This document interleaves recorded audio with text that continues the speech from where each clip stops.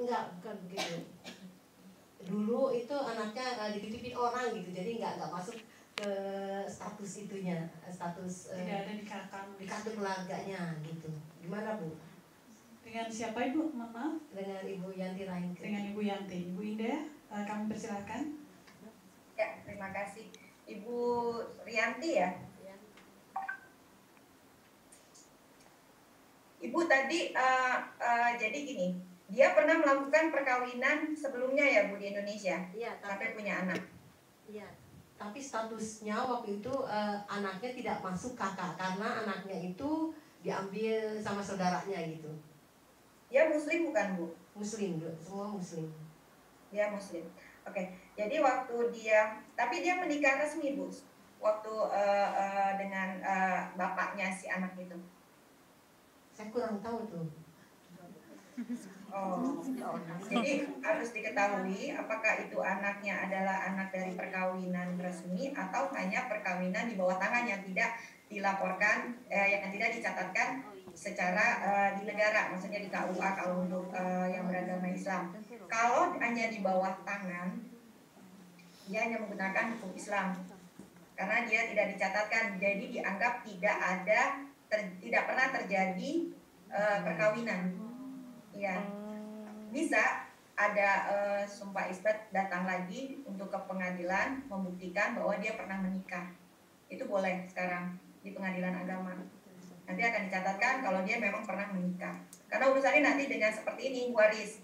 Nah, kalau misalkan aja nih ya, si anak ini, ibu ini pernah menikah dengan orang Indonesia juga. Karena kan lu di Indonesia, anaknya di Indonesia gitu kan ya Bu. Oke. Terus tapi anaknya ini tidak masuk kakak ibunya yang di mana nih Bu, di Indonesia juga? Di Indonesia juga. Tapi anak yang pertama itu orang yang mampu banget gitu. Jadi keinginan itu supaya nanti harta yang tidak bergerak itu jatuh ke tangan anak-anaknya yang WNA gitu.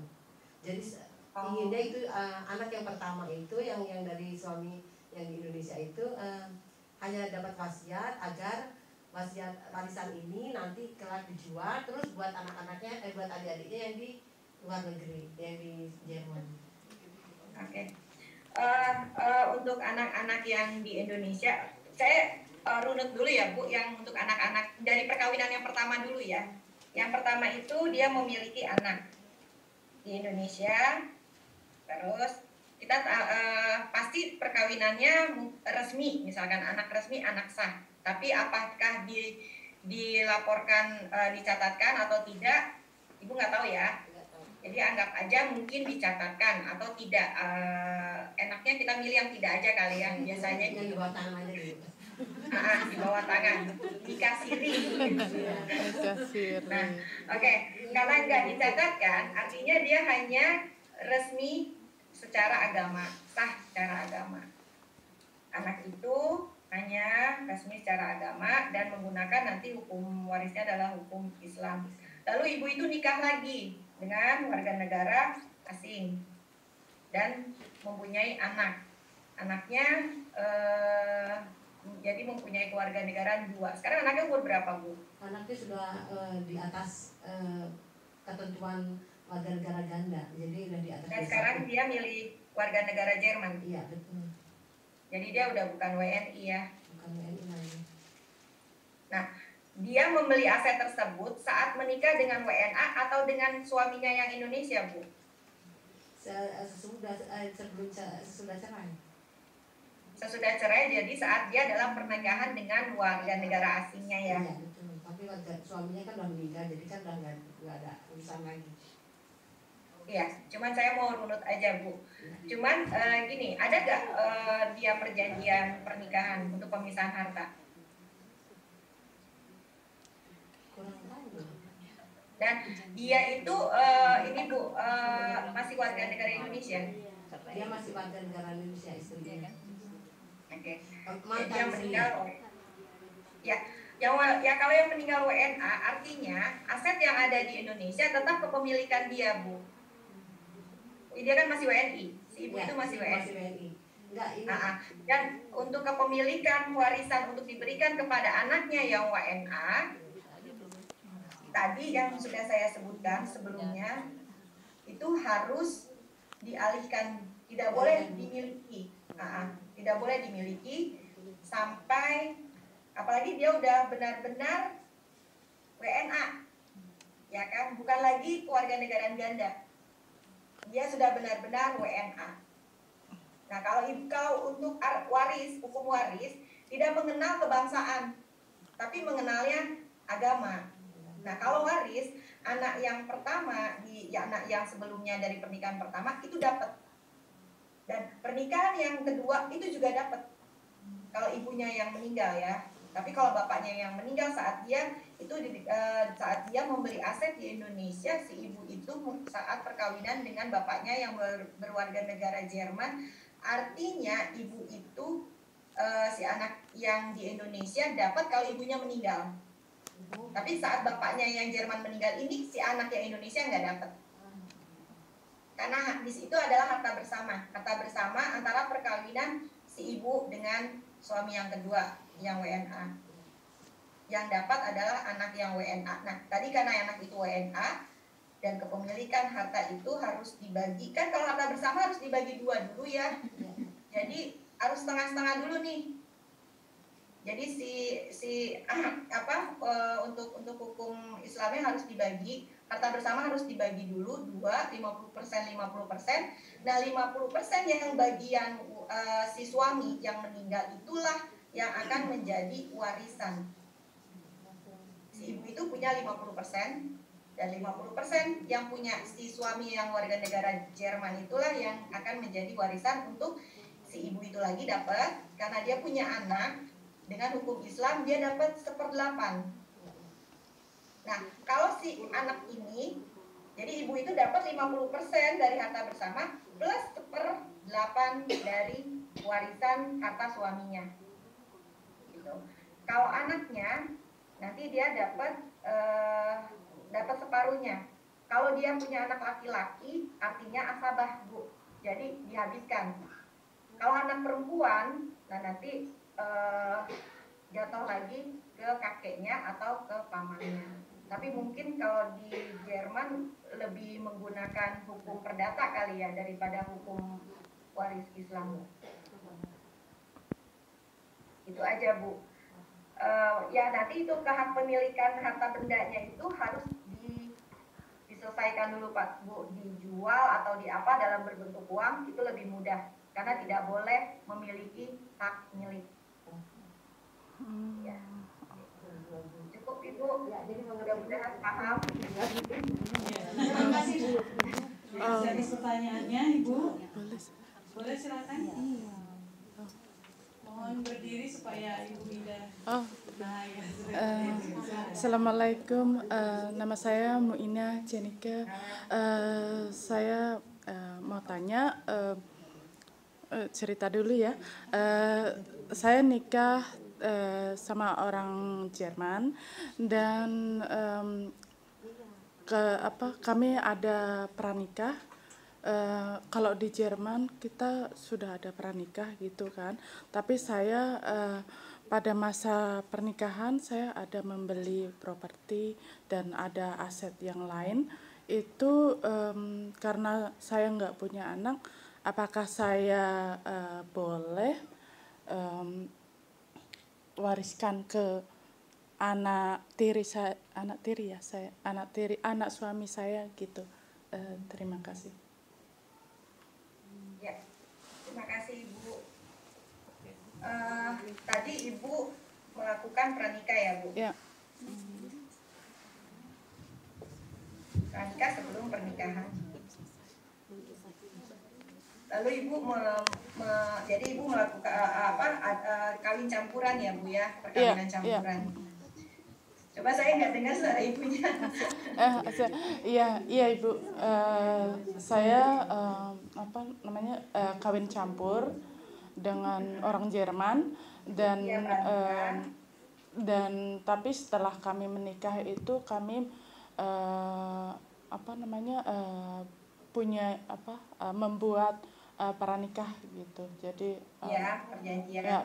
perjanjian pranikah gitu.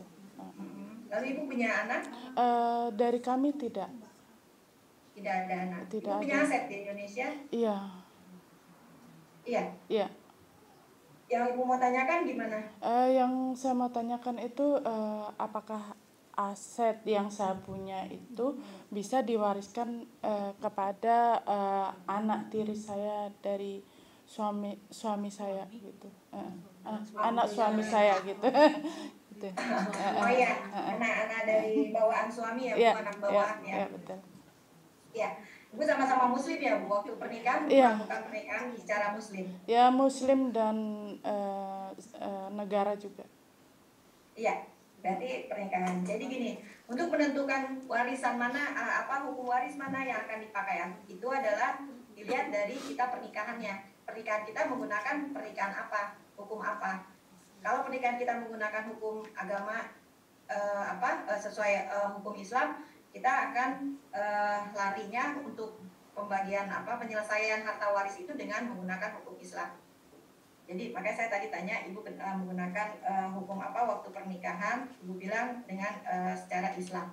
Nah bu, kalau secara Islam ibu karena udah ada pemisahan harta ya bu, pranikah ya, jadi betul. Adanya ada pemisahan harta. Karena udah melakukan pernikahan harta dalam perkawinan campuran, ibu mempunyai harta sendiri-sendiri nih. Harta ibu, harta suami, gitu kan? Iya, betul. Nah, sama seperti kalau karena ibu masih WNI ya bu ya? Iya. Ya. Ibu masih WNI, berarti ibu masih punya hak melakukan, karena ibu ada pemisahan harta, makanya ibu bisa melakukan pembelian atau melakukan aktivitas untuk harta tak bergerak di Indonesia, seperti beli properti, rumah, tanah, segala macam. Walaupun ibu menikah dalam status menikah, tapi ibu ada perjanjian pemisahan harta. Itu maksudnya adalah biar nanti kalau ibu tidak, maaf ya bu, kalau ibu tiada, ya hartanya tidak akan lari ke warga negara asing. Gitu. Karena itu udah pribadi ibu akan jatuh, kalau ibu ada anak, ibu akan jatuh ke anak ibu, tapi kalau tidak ada akan jatuh ke orang tua. Nah, dalam hukum Islam anak tiri itu tidak dapat.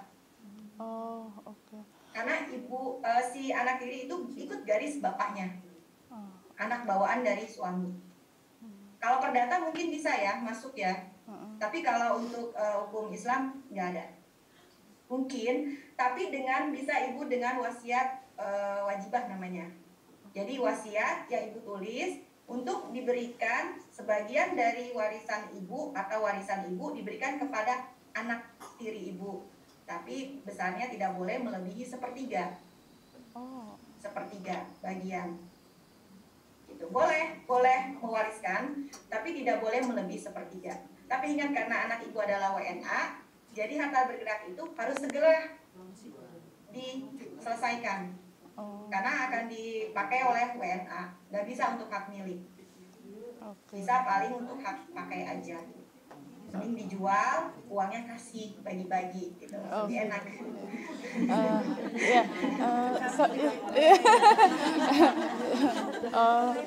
Satu lagi tadi ibu bilang kalau ibu itu kalau saya berarti harus kasih ke orang tua, tetapi kan orang tua itu udah nggak ada gitu ya. Apakah otomatis jatuh ke saudara atau bagaimana? Karena saya di Indonesia tidak ada surat menulis surat wasiat untuk siapapun gitu. Oh iya bu, kalau misalkan tadi hukum Islam yang dipakai, kalau anak ibu anak kandung tidak ada, lalu ibu naik ke atas, dianggap kalau anak kandung tidak ada dianggapnya punah. Tadi nggak ada generasi keturunan ke bawah. Karena di Indonesia ada untuk hukum waris Islam itu berkaitan dengan sedarah dan perkawinan. Tapi yang sedarah karena ibu yang memiliki, kalau bapaknya yang memiliki nggak ada masalah. Tapi kalau ibu yang memiliki, ibu ke orang tua, anak nggak ada, lari ke atas, orang tua, adik kakak yang seibu dan sebapak kandung. Kalau nggak ada lagi, ponakan. Gitu, terus ke atas. Terima kasih. Ya, terima kasih sama-sama. Semoga puas ya Bu? Iya, terima kasih banyak pencerahannya. Ya. Sama-sama. Udah jelas Ibu. Iya, terima kasih. Monggo silakan. Ada bertanya lagi? Silakan. Silakan mohon Ibu untuk berdiri supaya terlihat oleh Ibu Indayani dan menyampaikan namanya juga. Silakan. Assalamualaikum warahmatullahi wabarakatuh. Nama saya Istikana Smith. Terima kasih Bu atas pertanyaannya untuk Ibu. Untuk saya yang akan saya tanyakan tadi kan udah dari berbagai macam pertanyaan sudah dijawab. Terus pertanyaan saya sih sebenarnya hampir sama, cuma saya mau mengajukan pertanyaannya itu tadi mengenai hak pemakai ya. Hak pakai. Hak pakai itu mesti ke notaris atau apa lewat misalnya kalau kita di daerah di misalnya misalnya atau cukup ke tempat Pak Lurah atau ke tempat RT RW gitu. Terus terus yang kedua masalah perjanjian perkawinan ya tadi. Iya perjanjian perkawinan saya kan tidak punya. Misalnya saya beli barang itu atas nama saya. Apakah itu juga hak suami saya juga? Terus kalau misalnya saya tidak ada, anak saya di sini juga warga negara asing, berarti tadi dibilangnya tidak berhak menerima warisan ya? Seperti memiliki warisan. Bukan. Memiliki guna. Iya Bu. Ya Bu, saya paham. Iya. Terus maksud saya itu begini, barang itu biar nggak mau, tadi kan lebih baik dijual ya. Maksud saya begini, biar namanya tali persaudaraan antara anak saya dengan keluarga saya di Indonesia tetap, jadinya barang itu biar dipakai ya, atau rumah dipakai untuk saudara dulu, jadinya anak saya itu bisa pulang ke rumah situ, tapi kayak misalnya saudara itu tidak berhak memiliki gitu. Kayaknya seperti itu aja deh Bu. Makasih banyak. seperti itu. Ya. Seperti itu aja deh Bu. Ya, terima kasih Ibu. Jadi Ibu punya harta tak bergerak nih ya, rumah ya Bu ya di Indonesia. Ya barang. Terus Ibu tidak punya pranikah ya, pernikahan, pemisahan harta, nggak ada ya Bu? Nggak ada. Nggak ada. Suami masih nggak ada janji-janji.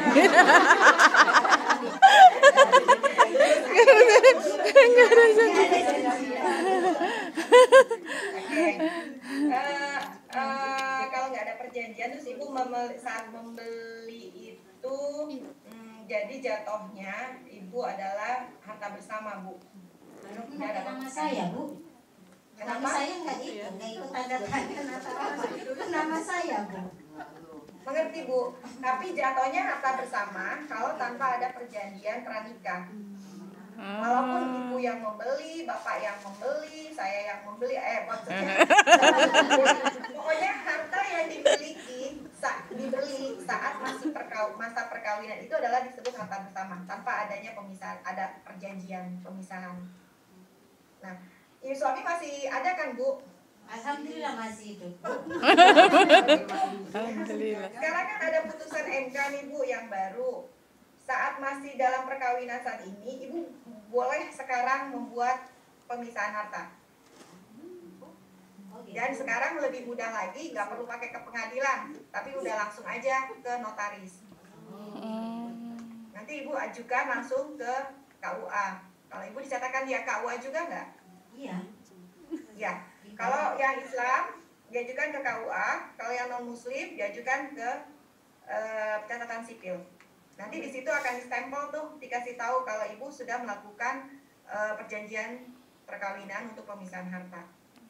Jadi nanti kalau ada masalah apa-apa, harta Ibu terpisah tuh sama suami, udah nggak masuk lagi harta bersama. Tapi karena perjanjiannya dibikin belakangan nih, dan si rumah itu udah dibeli saat perkawinan, ya tetap aja udah masuknya harta bersama, Bu. Mungkin mau beli lagi. Nah, untuk anak, Bu, karena memang udah aturannya nggak boleh memiliki orang asing, memiliki hak milik, hak guna bangunan maupun hak guna usaha, ya nggak bisa, Bu. Jadi itu harus sudah diselesaikan atau ibu serahkan ke famili yang WNI, mungkin dengan catatan atau perjanjian bahwa rumah ini nggak perlu diapa-apain anak saya biar kalau kembali ke Indonesia ada tempat, misalkan gitu, untuk ke saudara. Itu jalan satu-satunya sih, Bu. Tapi kalau untuk mewariskan, boleh. Sebenarnya salah Ibu tadi, maaf ya, Bu. Bukan berarti warga negara asing tidak dapat warisan dari warga negara Indonesia, bukan. Tetap mendapat, tapi tidak boleh memiliki hak milik. Jadi itu dikasih waktu 1 tahun untuk menyelesaikan. Ini dapat nih warisan, misalkan rumah dari WNI, hak milik. Ya harus selesaikannya gimana? Ditunggu sampai 1 tahun nih. Dijual, karena memang nggak boleh dia memiliki. Untuk value-nya, untuk nilainya boleh dia dapat untuk hasil jual rumah tersebut. Gitu. Tetap kan itu dapat warisan, tapi nggak boleh hak miliknya, tanahnya nggak boleh, tanahnya nggak boleh dimiliki. Terima kasih banyak Ibu atas penjelasan. Sama-sama Ibu. Semakin seru sepertinya pertanyaannya. Mudah-mudahan dipahami ya Ibu. Iya. Baik, silakan Lucy. Izin Ibu, saya mau bertanya hanya untuk dalam kasus yang ada sebelumnya ya Ibu ya, seperti yang barusan Ibu Istikana, kan beliau tidak ada perjanjian pernikahan di mana Ibu Ana membeli barang pada saat atau membeli sesuatu di barang tidak bergerak pada saat menikah dengan warga negara asing. Nah, kan tadi Ibu bilang itu karena dibeli pada saat menikah dan tidak ada perjanjian pernikahan, jadi menjadi hak bersama. Ya, kurang lebihnya. Nah, apakah memungkinkan apabila Ibu Ana menulis warisan Ibu? Jadi menulis wasiat. Jadi seperti itu kan yang beli Ibu Ana. Semuanya murni Ibu Ana, yang uangnya Ibu Ana gitu misalnya kan. Jadi dia menulis wasiat, oke, saya punya tanah sekian sekian hektar, terus habis itu saya kasih ke kakak saya misalnya gitu, atau adik saya gitu atas nama gitu. Itu bisa nggak? Oke. Ya, kalau misalkan lewat wasiat, selama wasiat itu tidak melanggar undang-undang yang berlaku di Indonesia, itu tidak masalah. Wajib dilaksanakan, segera dilaksanakan. Tapi kalau kalau wasiat itu melanggar, itu batal. Melanggar seperti yang dimaksud melanggar apa Ibu? Yang melanggar karena misalkan rumah itu dengan niat biar tetap dimiliki sama si anaknya gitu, atau mungkin wasiat itu dibilang ke kakaknya, kan ibu ini sudah tiada. Kalau sudah tiada artinya udah jadi waris. Kalau udah jadi waris, untuk pengurusannya ke siapa? Kalau tidak dialihkan dengan orang lain, nggak mungkin ke anaknya, kayak warga negara asing. Sedangkan anaknya tidak boleh memiliki rumah itu, hak-haknya, hak miliknya. Kalau sampai ada wasiat seperti itu, artinya sudah kebentrok dengan hukum negara dan hukum kepemilikan undang-undang pokok agrarianya yang tidak membolehkan warga negara asing memiliki hak milik. Kalau tadi Bu, wasiat dibolehkan Bu, selama tidak ada bersinggungan dengan hukum yang berlaku. Nah tujuan kan gini, wasiat itu diberikan saat si pewarisnya meninggal. Sampai wasiat itu keluar, berarti ibu sudah tiada. Gitu. Kalau ibu sudah tiada, itu kan jadi warisan rumah tersebut. Nah, dilihat nih, ada wasiatnya. Wasiatnya harus rumah itu dititipkan ke kakaknya. Kakaknya itu kan bukan ahli waris. Sedangkan wasiat itu harus dilaksanakan oleh para ahli waris, yaitu anaknya yang WNA. Anaknya yang WNA, karena ibunya adalah WNI dan dia memiliki warisan hak milik, sama negara dikasih waktu cuma 1 tahun untuk menyelesaikan. Dia tetap dapat, tapi nggak boleh. Jual aja, beliin saham.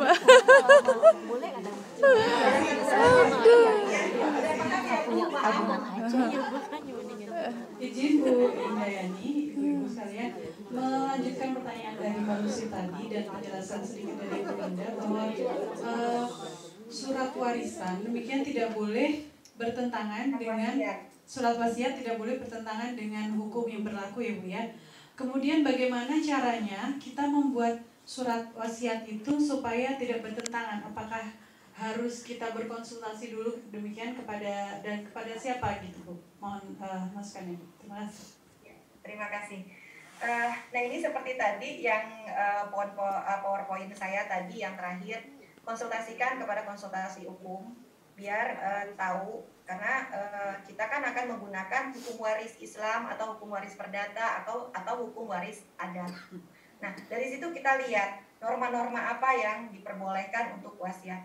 Contoh kayak hukum misalkan hukum waris Islam, wasiat itu bukan untuk ahli waris.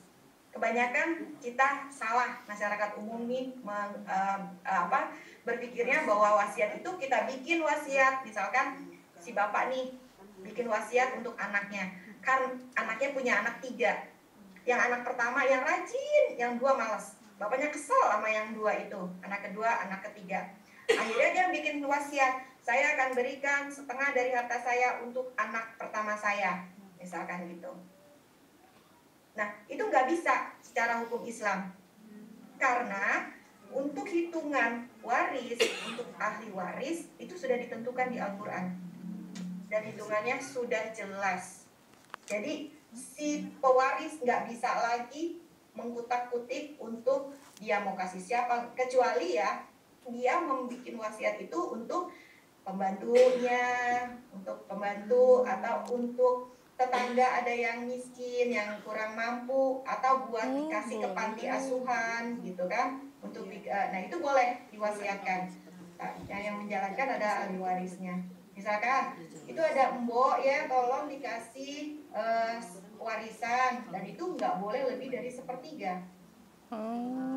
Sepertiga, nggak boleh lebih dari 1/3. Baik wasiat maupun hibah itu tidak boleh lebih dari 1/3. Dan lebihnya adalah hak untuk si ahli waris. Nah, kalau misalkan tadi memang harus konsultasikan dulu nih yang mana nih yang benar. Misalkan kalau berbentrokan kayak tadi tujuannya itu batal, udah nggak berjalan, nggak ada lagi surat wasiat karena sudah bertentangan dengan hukum yang berlaku. Itu Bu. Oh Ibu Tani sepertinya.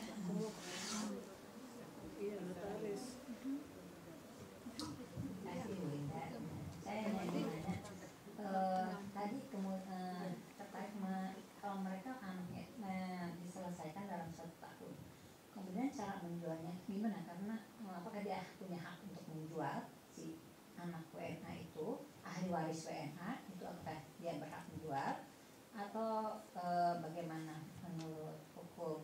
Karena terus terang aja menjual barang warisan itu tidak mudah ya, jadi dokumennya harus lengkap, semuanya harus lengkap, jadi yang maupun dari si pewaris ataupun yang ahli waris semua juga harus lengkap.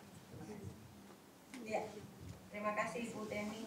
Nah ini memang Bu yang terus terang inilah kendala bagi orang asing yang mendapatkan warisan dari orang tuanya yang WNI, sedangkan dia tidak boleh untuk hak akta tak bergeraknya ya, kayak rumah atau tanah.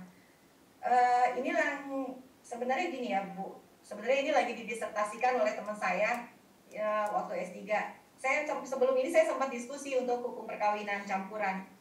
Nah, ternyata memang ini ada kalau memang seperti kan itu dikasih jangka waktu 1 tahun, sedangkan menjual rumah itu tidak gampang gitu kan Bu, bisa bertahun-tahun gitu kan selesainya. Masa dengan kita berusaha menjual, negara langsung mengambilnya gitu kan.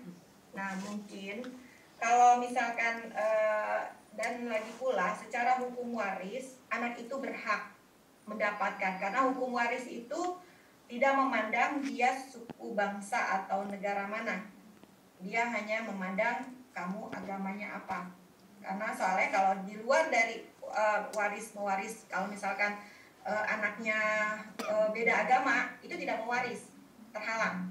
Oh. Itu ya hukum waris Islam. Cuman kalau dia negara apa, negara dari mana ininya, apa bangsa apa, itu tidak dikenal oleh hukum waris Islam.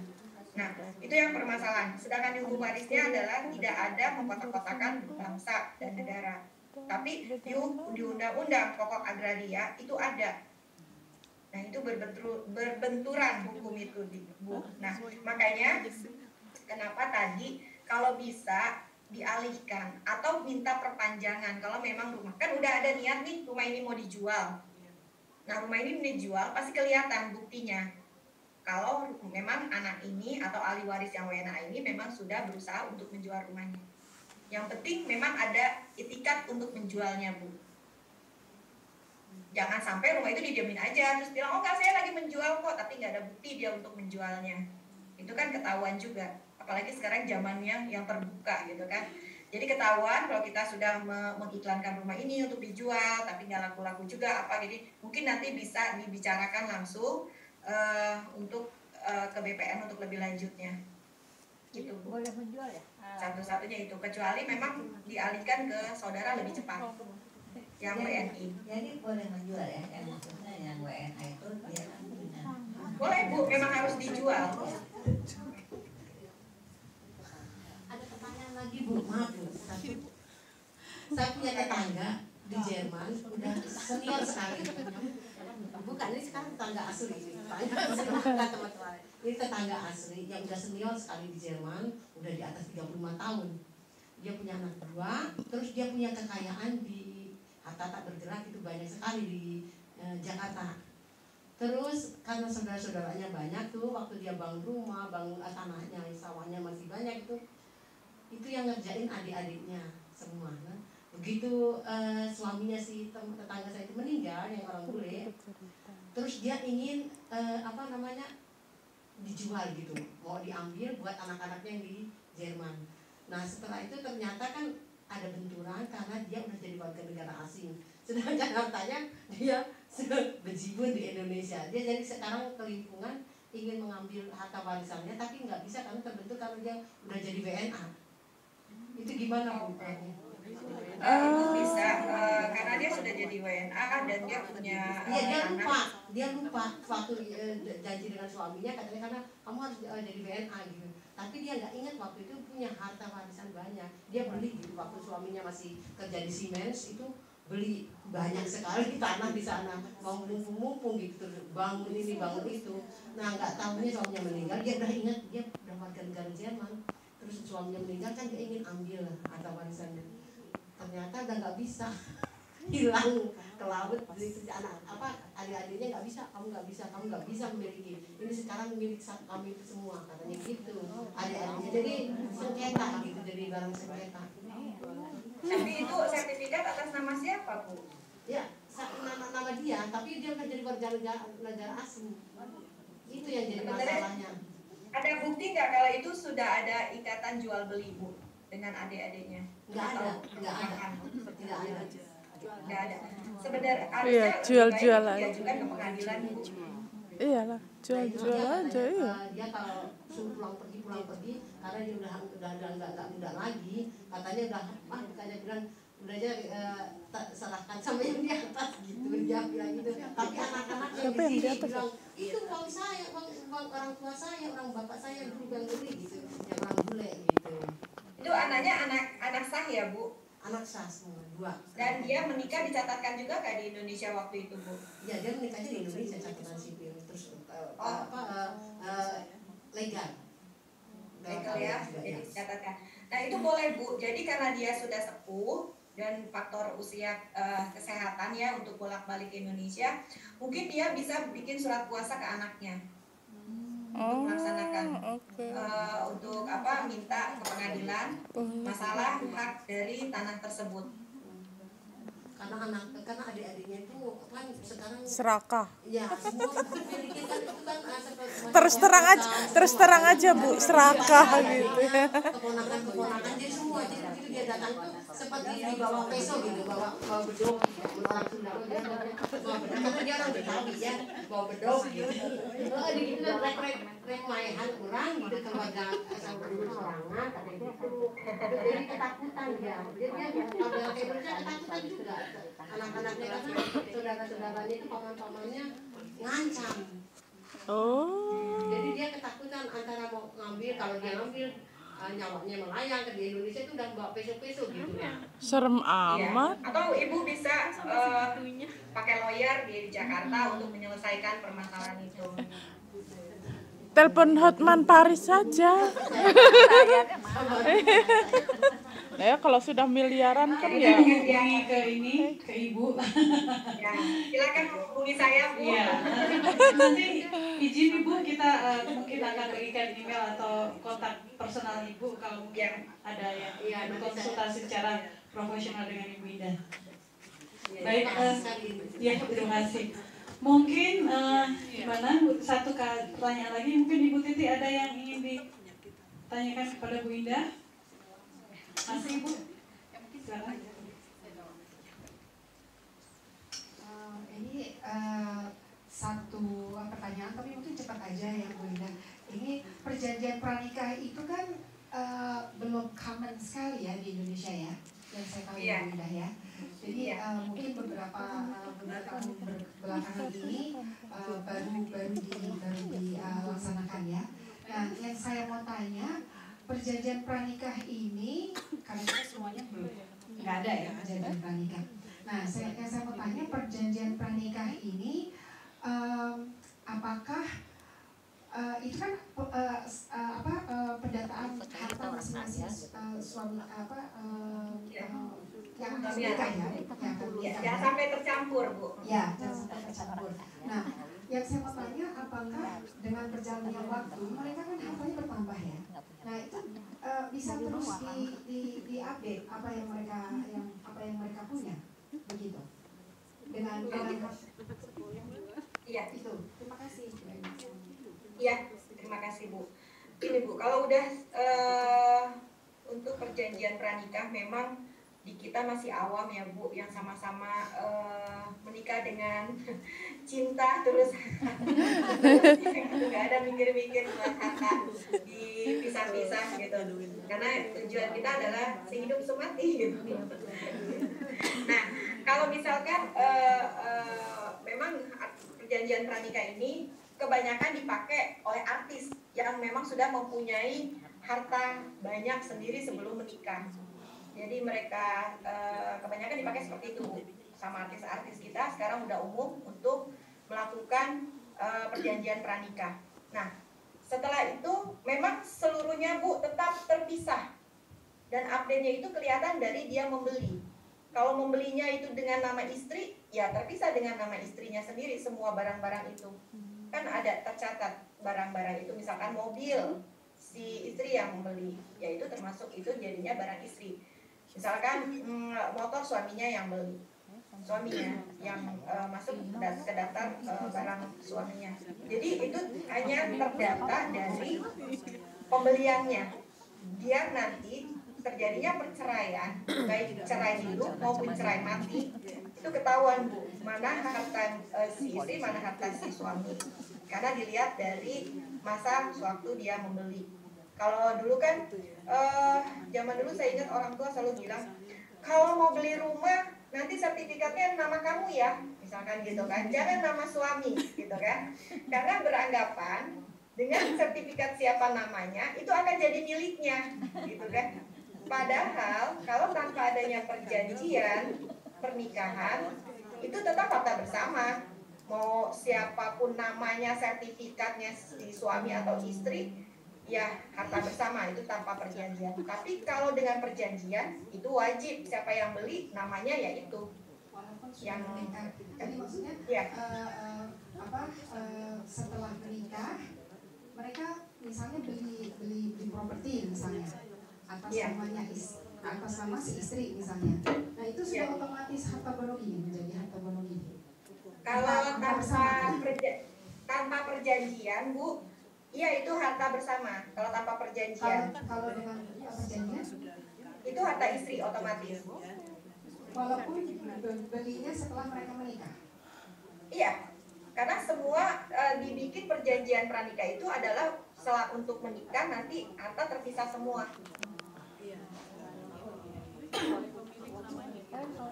Jadi nanti kalau udah mau cerai nih Bu, jadi bawa harta masing-masing.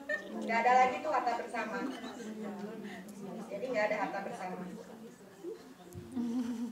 Jadi sesuai dengan nama yang pemilik properti atau barang bergerak atau sebagainya. Ya, kecuali kalau memang tidak ada perjanjian. Kalau tidak ada perjanjian, mau membelinya itu nama suami, duit suami, atau namanya istri, duit istri, itu tetap jadi harta bersama. Kayak misalkan istri kan nggak bekerja nih, dia hanya di rumah, nggak punya penghasilan. Terus suami duitnya banyak kan, kerja gitu kan, dia beli rumah, beli motor, beli mobil, beli apa segala macam. Nah, kalau itu namanya pakai nama suami semua, tapi tidak ada perjanjian pernikahan atau perkawinan, istri tetap dapat, itu harta bersama. Aman. Aman, ibu-ibu. Selama tidak ada perjanjian. Perjanjian. Kalau perjanjian memang untuk para yang punya harta, dia menghasilkan masing-masing, gitu kan, penghasilannya besar nih suami istri. Karena mungkin nggak mau kecampur mana penghasilan istri mana penghasilan suami, itu biasanya dipisah. Kayak artis-artis gitu ya Bu, karena sama-sama mempunyai penghasilan besar, dia tidak mau nyatu dengan suaminya, harta suami, dia tidak ada harta bersama, jadi mereka bisa. Tapi kalau misalkan masyarakat umum sih rata-rata itu masuk harta bersama. Ya, ada lagi.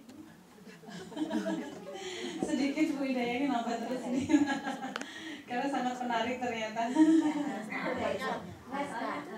Apakah dari sebelumnya terjadi tetap aja dijadikan harta bersama, walaupun itu sebenarnya adalah itu yang punya hak laki-laki, terus yang katanya hak istrinya sama punya suaminya. Jadi misalnya seperti ada sudah meninggal, dia meninggal duluan, dia udah punya harta sendiri.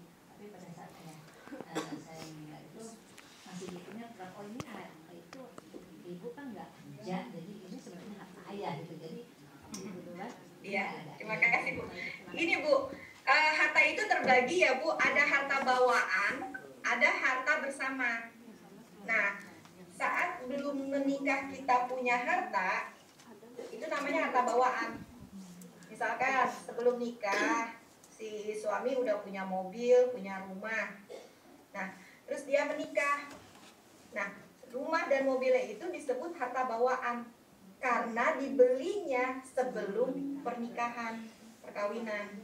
Itu tidak masuk dalam harta bersama. Harta bersama itu adalah dimilikinya saat dalam masa perkawinan. Jadi kalau udah nikah, terus beli, nah itu harta bersama Bu.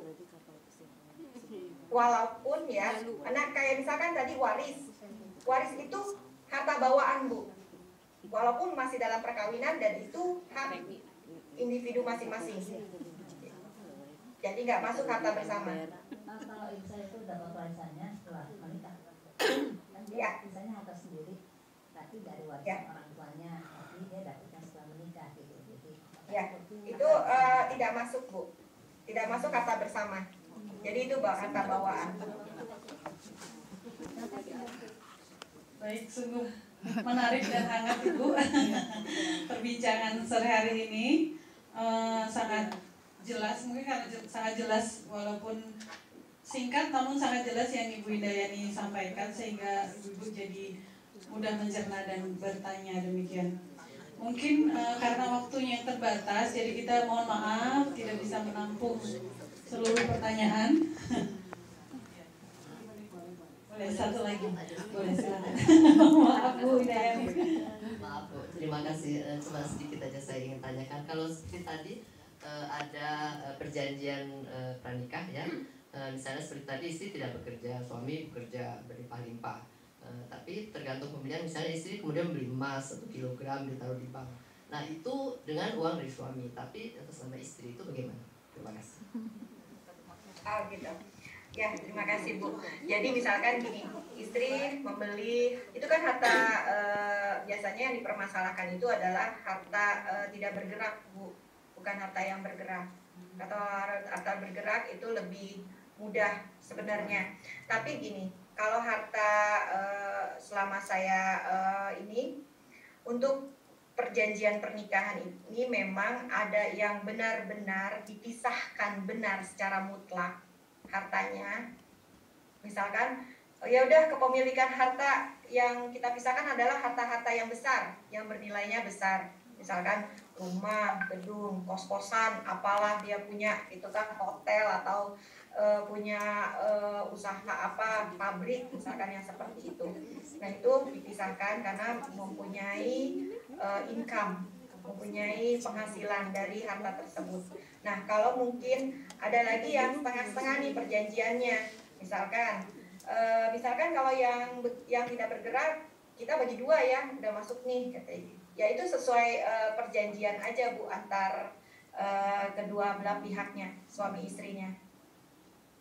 Jadi kalau misalkan tadi Bu bilang emasnya dari si suami, terus istrinya beli gitu kan.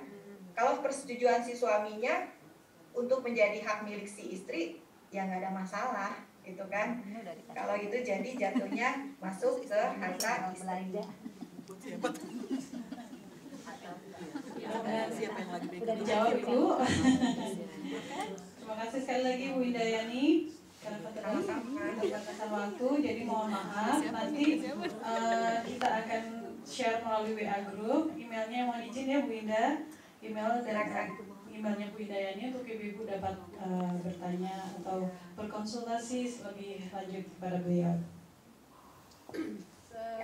Sebelum kita tutup, mungkin ada closing statement khusus dari Bu Dayani terkait tema kali hari ini. Kami persilahkan. Ya, terima kasih Bu. Untuk intinya sebenarnya untuk perkawinan campuran maupun perkawinan yang tidak campuran, untuk waris itu sama hukumnya yang dipakai.